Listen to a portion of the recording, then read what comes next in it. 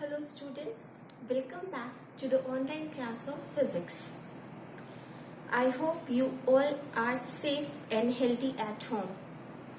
And in this video, we'll start the second chapter of physics, force and pressure, motion. And we'll study about state of rest and motion and the different types of motion. So let's start. We all know that the earth rotates on its axis, creating day and night. The blood flows continuously throughout our body from the heart to all parts of the body, supplying oxygen. Our heart beats 70 to 72 times in a minute and continues beating without any work. They all are in a state of movement or motion. The branch of science which deals with motion and forces is called mechanics. Now we'll start with state of rest or motion. A body is said to be in a state of rest if it does not change its position with respect to its surrounding. So if a body does not change its position with respect to its surrounding is said to be in a state of rest. Like the table or chair kept in your room or the bed kept in your room is in a state of rest because they are not changing their position by its own.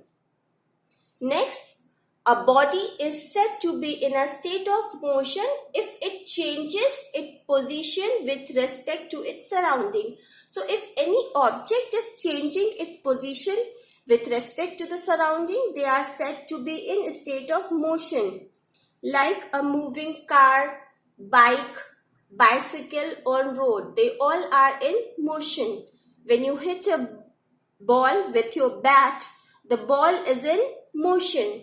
So this is a state of rest and a state of motion. If a body does not change its position with respect to surrounding, it is in a state of rest. And if it is changing its position with respect to the surrounding, it is said to be in a state of motion. Different objects move differently. Some move in a straight line and some move in a curved path. So motion of a body can be classified into following types. Now we'll start with the types of motion. First is translatory motion. In translatory motion, a body moves as a whole from one point to another. The line of motion may be straight or curved path. So for example, the bullet fired from a gun or a ball thrown towards another boy. So they all are in translatory motion. Translatory motion is further divided into two types: rectilinear motion and curvilinear motion. So first is, what is rectilinear motion? A motion of an object is said to be rectilinear if it moves along a straight path. So if an object is moving along a straight path, its motion is said to be rectilinear motion. For example, a car moving in a straight line, a bike moving in a straight line, they all are in rectilinear motion. Now next is curvilinear motion. The motion of an object is said to be curvilinear if it moves along a curved line. If any object is moving along a curved line, then its motion is said to be curvilinear motion. Now examples are when a moving car takes a turn. So when the car takes a turn, then its motion will be curvilinear motion. And a basketball thrown towards the net. When we throw the basketball towards the net, then the motion will be curvilinear motion. Now we'll come to the next type of motion. The next motion is rotatory motion. The motion of an object is said to be rotatory if an object moves in a circular path around an imaginary axis without changing its position. So if an object is moving along a circular path around a axis, then its motion is said to be rotatory motion. Example will be motion of a wheels of a bicycle. So wheels of a bicycle are moving around its axis, so its motion will be rotatory motion. The motion of a potter's wheel, the motion of an electric fan, they all are in rotatory motion because its path will be circular path and they does not change its position, but they move around one imaginary axis. Next is oscillatory motion. The motion of an object in which a body moves back and forth from a fixed point is called an oscillatory motion. Back and forth means one time it is coming in front, the other time it is going at back, or one time it is going in the right direction and then it is going in the left direction. So this type of motion is back and forth motion. Like the example will be repeated motion of a swing. You all have experienced the swing. So repeated motion of a swing, one time the swing go in front and the other time the swing go at the back. So this type of motion of swing is known as oscillatory motion. Or motion of a pendulum clock. You have seen the pendulum. One time the pendulum moves towards the right direction and then towards the left direction. So motion of a pendulum is a oscillatory motion. Next is vibratory motion. If the rate of oscillation increases rapidly, then this motion becomes vibratory motion. When the part of a body undergoes oscillatory motion and the rest of the body remains at rest, then we get the vibratory motion. For example, the vibration in musical instruments like guitar, violin and drum. You all have seen guitar and violin.